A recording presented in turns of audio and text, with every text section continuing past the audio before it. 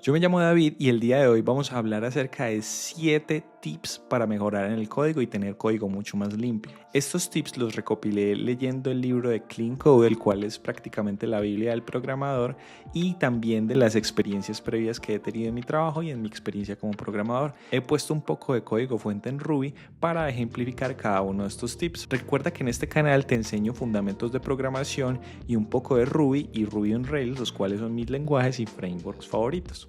Y realmente la motivación que tengo detrás de esto es un argumento en el cual yo siempre te los digo a las personas que trabajan conmigo, y es que si una función toma más de 3 segundos en entender, es algo que debe refactorizarse o por lo menos analizarse. Digamos que la calidad de las funciones es inversamente proporcional al tiempo que se necesita en comprenderlas. Y bueno, digamos que hay unas funciones que pueden ser muy complejas y que pueden generar muchos errores, o que por ejemplo pueden dificultar cambios o ralentizar procesos en la integración con los nuevos desarrolladores. Pero tenemos que recordar que el código, o por lo menos eso es lo que yo me gusta hacer en mi trabajo, es escribir código lo más sencillo posible, así sea inclusive reiterativo, o aunque sea también un poco complejo, de modo de que nuevos programadores o programadores, digamos, de menor experiencia sean capaces de entender. Hay que recordar que el código se lee con mucha más frecuencia que con la que se escribe.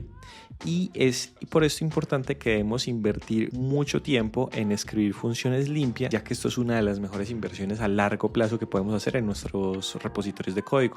La primera es que debemos mantener las funciones lo más pequeñas posibles. Una función debe hacer una sola cosa y hacerla muy bien, el single responsibility que llamamos. Pero digamos que ustedes se podrían preguntar que cuál es el tamaño ideal que debe tener una función. Y la verdad es que no hay una regla estricta. Es más, a veces 5 líneas son suficientes, mientras que en otras ocasiones una función puede tener cientos de líneas, pero pueden cumplir ambas una única responsabilidad. Lo mejor siempre es usar el criterio según el contexto de nuestra aplicación. Y digamos que la clave es esforzarse por mantener funciones pequeñas sin exagerar al punto de llenar el código con demasiadas funciones innecesarias. Entonces vemos que hay dos formas de hacer lo mismo. Podemos hacer un gran método o podemos hacer demasiados métodos muy pequeñitos, que eso también sería no deseable. Pero miremoslos en un ejemplo. Aquí en la pantalla, en este tip número 1, tengo un poco de código. Vemos código de Ruby, que es pues lo que enseño en este canal. Y vamos a ver el método que se llama calcular precio total. El método calcular precio total recibe 3 parámetros. El primero es un array de productos, el segundo es un valor de impuesto y el tercero es un valor de descuento. Vemos que en la primera línea, aquí en la línea 6, decimos que el total es la suma de los productos, en donde multiplicamos por cada uno de los productos su precio y su cantidad.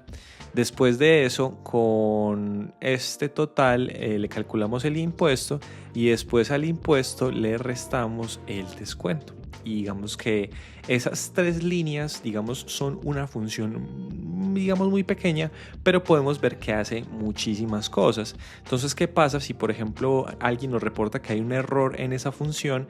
No sabríamos si es en la primera, en la segunda o en la tercera línea. Entonces, en contraste, vemos que si nosotros agregamos otras 3 funciones para tener en total 4 funciones, podemos lograr exactamente lo mismo.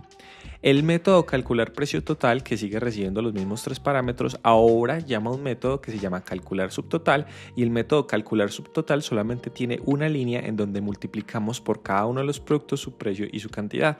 Y después de eso tenemos otra función que aplica el impuesto y otra función que aplica el descuento. Vemos que es mucho más fácil de detectar errores en esta segunda forma, porque podemos crearle inclusive pruebas unitarias a cada uno de estos métodos de forma separada, y así no tenemos que, digamos, entrar a ver una función que es mucho más compleja y tratar de depurar las líneas individualmente. Pero esto no se puede llevar al otro extremo, como te decía anteriormente, en donde creo un montón de funciones subpequeñitas que casi que son no ridículas, pero sí innecesarias. Entonces, para esto hay que ser, digamos, que consciente del contexto, y en términos generales hay que ser más pragmático que dogmático. El segundo tip que te traigo es que se deben nombrar muy bien las funciones.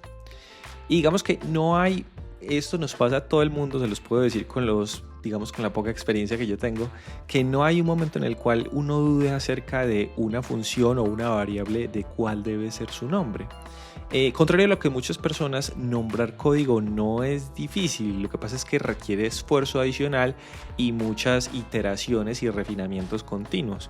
A veces podemos nombrar una función o una variable, pero luego de leerla, descansar, inclusive al día siguiente podemos verla de nuevo y decir, tal vez le puedo dar un mejor nombre a esta variable o función. Y digamos que aquí tengo 4 recomendaciones. Y la primera recomendación es que usemos nombres que revelen la intención y que estén relacionados con el dominio de negocio. Y aquí lo más importante es que el código hable el mismo idioma del usuario, ya que si no lo estamos haciendo realmente no estamos abordando los problemas que tiene el usuario. Lo segundo es que debemos usar verbos y frases verbales y evitar los sustantivos y los adjetivos. Ya enseguida lo vamos a ver con un ejemplo. Utilizar sustantivos y adjetivos en las funciones puede ser un problema porque no dejamos claro qué hace una función, ya lo vamos a ver. En general debemos tener una serie de convenciones, sea que sigamos las convenciones de nuestro lenguaje o de nuestro framework o de nuestro equipo de trabajo. Si tu equipo de trabajo no tiene una lista de convenciones o una regla de convenciones clara, es bueno pedirla, aunque en términos generales los lenguajes y frameworks modernos tienen unas guías y recomendaciones para continuar en el desarrollo continuo. Y lo cuarto es que no utilicemos términos diferentes para el mismo concepto. Esto hace que el código realmente no sea consistente y que sea confuso para uno mismo cuando lo lee en otra época o para los compañeros. Entonces siempre es bueno unificar los términos cuando estamos hablando de las mismas cosas. Entonces, viendo aquí el ejemplo aquí en pantalla, aquí en la línea 4 tenemos una función que tiene un nombre un poco raro, pues dice PRC, pero no sabemos qué es PRC. Tal vez podemos intuir por el contexto de la explicación, si esto fuera un e-commerce o algo de productos, que esto es precio. Y el parámetro LST es lista. Y como en la línea 5 se le aplica el método .map al parámetro LST, podemos asumir que es un array o es una colección. Entonces a cada uno de los iterados se le multiplica por 2, o sea que intuimos que la variable LST tiene un array de variables que las llamamos X y que son numéricas porque las multiplicamos por 2. Pero digamos que aquí estamos adivinando realmente porque no sabemos con certeza que tiene esto. Pero por el otro lado, si vemos la función duplicar elementos en la lista 9, ya solamente con leer el nombre de la función que se llama duplicar elementos, sabemos qué es lo que vamos a hacer en esta función. El parámetro se llama lista, entonces ya solamente con decir lista, no nos dicen de qué es la lista, pero ya sabemos que es una colección o una estructura de datos, y después de eso sabemos que la lista contiene números porque los iterados que le pasamos en la función .map se llama número y lo multiplicamos por 2, entonces miren la diferencia. Otro ejemplo, cuando hablamos ahorita de unificar términos, es que aquí podemos tener 3 funciones. Por ejemplo, la función en la línea 14 se llama fetchOrder, en la línea 15 se llama retrieveUser y en la línea 16 se llama obtainProduct. Mire que utilizamos ahí pues unas palabras como fetch, retrieve, obtain. Pero ¿qué tal si utilizamos la palabra get, así como en la línea 19, 20 y 21? Entonces podemos cambiarlo por getOrder, getUser y getProduct. Entonces vemos que es mucho más consistente, utilizamos la misma palabra para referirnos a la función o al método y seguido el modelo o el dominio en el cual estamos pues aplicando ese método. Acá hay otro ejemplo, hablamos de addUser, de putOrder o de insertProduct. Aquí vemos que estas palabras pueden ser inclusive sinónimos unas de las otras o pueden ser muy similares, pero podemos unificarla utilizando la palabra add. Entonces utilizamos addUser, addOrder o addProduct. El tercer tip habla acerca de limitar el número de parámetros. Realmente el número ideal de argumentos o parámetros para una función es 0. Y tener demasiados parámetros aumenta la complejidad y hace que la función sea más difícil de probar. Lo ideal es no superar los 3 parámetros por función, y una buena solución para reducir la cantidad de argumentos es agrupar parámetros relacionados en una estructura de datos. Yo, por ejemplo, suelo hacer mucho esto. Mi código viejito se veía mucho así, como lo vemos aquí en la línea 5. vemos que hablamos acerca de esta función que se llama crear usuario y que tiene 1, 2, 3, 4, 5 parámetros. Digamos que esos 5 parámetros hacen parte del dominio porque todos esos parámetros son datos acerca del usuario, el nombre, la edad, el email, la dirección y el teléfono, pero digamos que el problema viene siendo cuando alguien o yo mismo vaya a utilizar ese método en varias partes y llame crear usuario y no recuerde que el orden estricto para que el parámetro 1 sea el nombre, el 2 sea la edad, el 3 el email, el 4 la dirección y el 5 el teléfono, sea exactamente lo que se debe cumplir. Si yo no tengo en mente este orden, entonces voy a tener un problema porque entonces puede que yo mande el teléfono en la dirección, el nombre en el email, la edad en la dirección o los pueda truncar y eso obviamente va a llevar a problemas que son hasta difíciles de crearles pruebas unitarias. Entonces, en lugar de eso, aquí vemos en la línea 9 cómo se utilizaría ese método si dejáramos esos parámetros, digamos así, puestos en ese orden que yo definí. Más bien aquí en la línea 12 decimos que el método crear usuario solamente recibe un parámetro y este parámetro es una estructura de datos que contiene a su vez claves que no tienen orden, porque sabemos que los hash no tienen orden dentro de sus claves, en donde las claves son precisamente los datos del usuario. Entonces tiene la clave nombre, la clave edad, la clave email, dirección y teléfono. Recordemos que como no tienen orden, puede que yo primero le mande la clave edad, la clave dirección, luego la clave teléfono y no va a importar porque en la estructura de datos, como les digo, del hash o pues del diccionario, no importan este orden. Entonces para llamar al usuario aquí en la línea 16 vemos que sería con crear usuario y seguidamente le mandamos este hash o este diccionario con las claves en orden o en desorden. El tip número 4 habla acerca de reducir la anidación con retorno temprano. En mi lenguaje de programación favorito, que es Ruby, se puede dar muy fácil esto, pero esto se puede hacer también, así sea con más líneas, en otros lenguajes de programación.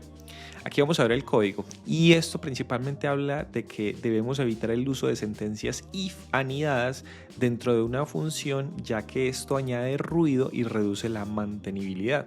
En lugar de esto, más bien invertimos las condiciones y utilizamos una cláusula de guarda o un guard clause, no sé si lo dije bien en inglés, y esto hace que el código sea mucho más fácil de seguir y como beneficio eliminamos la necesidad de declaraciones de tipo else. Por ejemplo, aquí en el código fuente que vemos en pantalla, vemos el método verificar acceso y que recibe un usuario como parámetro. Entonces aquí vemos una anidación, aquí estamos hablando, este ejemplo está escrito en Ruby, vemos 1, 2, 3 niveles de anidación y tiene su else, tiene su else y tiene su else. Esto parece como un Hadouken, de hecho eso creo que lo conocen en el argot popular como el código Hadouken, porque tiene muchos if anidados y parece como el Hadouken de Street Fighter. Y esto debemos evitarlo, lo podemos evitar en Ruby con este guard clause. Lo vemos en la línea 22 que solamente retornamos si no existe el usuario. Retornamos usuario inactivo si no, usuario no está activo. Y retornamos acceso permitido si el rol es igual a admin. Y de lo caso contrario, retornamos acceso denegado. Entonces vemos que el código es mucho más fácil de leer, mucho más mantenible, mucho más corto también y evitamos pues como este tipo de anidaciones. Hay que notar que en otros lenguajes de programación las indentaciones son importantes para que el compilador sepa de qué else corresponde el código que está acá. Entonces si este else por ejemplo lo tuviéramos acá o esta línea estuviera acá mal indentada, entonces podría ocasionar problemas. En Ruby él es estricto con el uso del if y el else, pero en otros lenguajes de programación esta indentación le dice al compilador en dónde, más bien al compilador no, al intérprete, en dónde debe utilizar, a qué líneas corresponden los else de diferentes if. El tip número 5 habla acerca de que debemos escribir funciones puras sin efectos secundarios. ¿Pero qué es una función pura? Una función pura es una función que siempre produce el mismo resultado dado el mismo conjunto de entradas. Entonces esto significa que no tiene efectos secundarios, o sea, que la salida depende únicamente de la entrada y no hay comportamientos ocultos. Las funciones puras tienen 3 beneficios clave, los cuales son que el código es más predecible, son más fáciles de probar y que se pueden ejecutar en paralelo sin problemas. Sabemos que estamos trabajando con código limpio cuando cada función hace exactamente lo que esperamos, y las funciones puras hacen que el código sea más limpio y mucho más fácil de entender. Por ejemplo, aquí yendo en la pantalla vemos que en la línea número 6 tenemos una función que se llama agregar al total y recibimos cantidad como parámetro. Y vemos que lo que hace es sumar al valor actual del total la cantidad que viene como parámetro. Pero vemos que el total fue creado previamente antes de la declaración de la función, es decir que este total va a empezar en 0 y cada vez que llamemos a esta función agregar al total va a sumar al total la cantidad que le pasamos. Entonces si llamamos 10 veces va a sumar el valor cantidad a este total. Eso significa que esta función agregar al total cada vez que la llamemos va a devolver un valor diferente. Y esto puede ser oculto, puede ser enigmático para cualquiera que lo esté probando, que lo esté utilizando, porque no sabemos en cualquier momento el valor del total. Por otro lado, esta función trivial que se llama sumar siempre va a devolver lo mismo, a más b.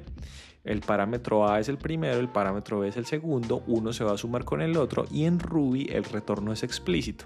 Es decir, que la última línea que se evalúa es el retorno de la función. Entonces yo puedo poner el return acá o lo puedo quitar y esto es lo que va a devolver. Por eso esta función de acá arriba va a devolver cada vez algo diferente y esta función va a devolver siempre lo mismo. Esta función es más fácil de probar que esta función. El sexto tip habla acerca de que debemos evitar los parámetros booleanos. Y es que usar los parámetros booleanos, es decir, true o false, como parámetros suele hacer que el código sea difícil de entender. Y es que hay dos problemas principales con esto. El primero es que cuando llamamos a una función con un true o con un false, no queda claro qué significa el valor sin revisar previamente la implementación de la función. Y lo segundo es que es difícil extender el comportamiento de la función si depende de un booleano. Por ejemplo, ¿qué diferencia habría entre la línea número 5 y la número 6? Dice procesar orden y le pasamos como parámetro true o procesar orden y le pasamos como parámetro false. No tenemos ni idea, pero en lugar de esto podríamos utilizar enumerables para que el código se autodenomine y sea mucho más legible. Y este pequeño cambio puede tener un gran impacto. Por ejemplo, podríamos utilizar algo así, procesar orden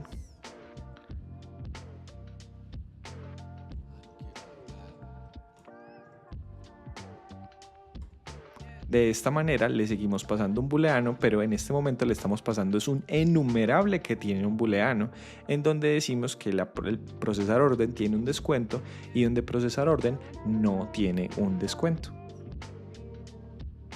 Vamos a ver otro ejemplo. La función en la línea 15 se llama mostrar mensaje y le mandamos como parámetro ese error. Si ese error es verdadero, entonces vamos a retornar error, algo salió mal, y si es falso, le vamos a retornar operación exitosa. Pero ¿qué tal si en lugar de eso mandáramos como parámetro un tipo y declaramos una variable en donde tuviéramos los dos tipos de los mensajes? Entonces, si es error, tenemos un mensaje que dice el error algo salió mal o el éxito en donde operación salió exitosa. Esto podría ser mucho más fácil de extender, ya que aquí podríamos crear mucho más tipos, mientras que acá tendríamos que hacer otro montón de condicionales para poder extender la funcionalidad, además de que ese error solamente puede ser true o false, solamente puedo tener dos tipos de mensaje. Aquí en la línea 27 simplemente consulto cuál es el tipo según el array de mensajes o retornamos estado desconocido si no encontró ninguno de los anteriores. Y aquí en la línea 30 vemos cómo sería un ejemplo de uso. Mostrar mensaje con el parámetro error mostraría este mensaje de error, con el parámetro éxito mostraría operación exitosa y con el parámetro desconocido respondería con el estado desconocido. Entonces por eso debemos evitar estos parámetros con booleanos solamente. El último de los tips que te quiero recomendar el día de hoy es usar los comentarios con moderación. Y es que cuando una función realmente no es comprensible, no intentemos arreglarla con comentarios. Los comentarios son uno de los mayores síntomas de código mal escrito, y es porque se vuelven obsoletos fácilmente, porque cuando cambiamos el código tendríamos que también cambiar el comentario, y muchas veces son redundantes. Si nosotros estamos tratando de explicar el código a través de un comentario y el código de pronto se explica bien o no se explica bien, sería necesario o no el comentario. Y es que si se usa en exceso, nadie lee esos comentarios. Los comentarios son útiles para explicar el por qué, pero deben ser el último recurso para explicar el qué. En la mayoría de los casos podemos reemplazar los comentarios con nombres de funciones bien escritas, pero nunca hay que olvidar que un nombre descriptivo largo es mejor que un comentario descriptivo largo. Por ejemplo, aquí en pantalla vemos en la línea número 4 que tenemos un comentario que se llama sumar dos números y los devuelve. Entonces, claro, la función se llama sumar y recibe dos parámetros, y vemos en el código que hace parámetro 1 más parámetro 2. Solamente con leer el título de la función sumar ya sabemos que suma, es decir, este comentario se vuelve innecesario. Pero veamos este código en la línea número 11. El método se llama calcular total del pedido. Calcular total pedido, ya sabemos qué hace.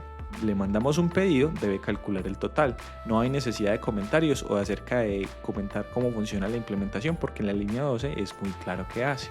En resumen, recordemos que programar no es solamente decirle al computador qué tenemos que hacer, sino que también tenemos que decirle a otro programador qué es lo que queremos que haga el computador. Para esto yo te recomiendo mucho que aprendas acerca de pruebas unitarias o de metodologías como el TDD. Este tipo de conocimientos son transversales a todos los lenguajes de programación y casi que a cualquier tipo de programación. Entonces es una herramienta muy potente para uno escribir código limpio. Y recuerda que si te gustó este video, dale like abajo y suscríbete a mi canal para que te siga saliendo contenido relacionado, no solo mío, sino también de otros. Y recuerda que enseño Ruby y en general Ruby on Rails y fundamentos de programación. Mándale este video a alguien que crees que le pueda servir, o mándaselo como una indirecta para que limpie su código, y déjame en los comentarios cualquier pregunta que tengas al respecto.